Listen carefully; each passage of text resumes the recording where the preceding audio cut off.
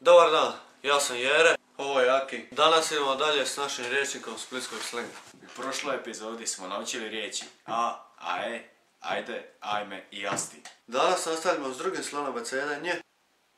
Nije nego b. Prva riječ na našem današnjem repertoaru bi bila baklja.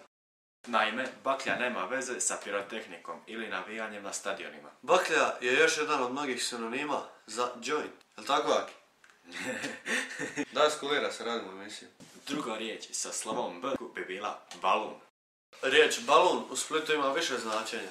Nogomet, lopta, balon. U Splitu ćete rijetko čuti nekoga da kaže ajmo igrati na nogomet. Jednostavno ćete reći, ajmo baciti na baluna.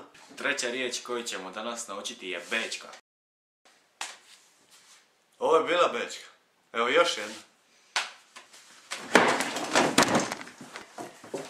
Uz ovu riječ uvijek koristimo još neku drugu uvredljivu riječ. Dobit ćeš bečku, majmune. Današnja četvrta riječ se koristi u svakodnevnom govoru. Brat.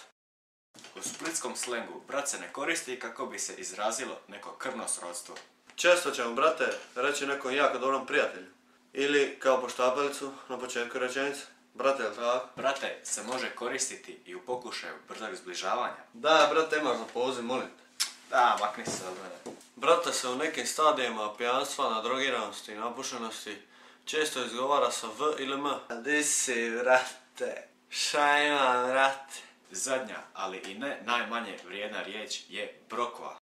Brokva je relativno mlada riječ. Počela se koristiti tek nedavno. Riječ brokva nikako ne povezujemo sa čekićem, čavlima i drugim alatom. Naime, brokva je netko koji je neodgovoran, nepouzdan. Brokvati nekog znači zakasniti ili uopće se ne pojaviti, pa čak i ne dati svoj dio novca. U širem smislu, ne ispoštivati dogovor.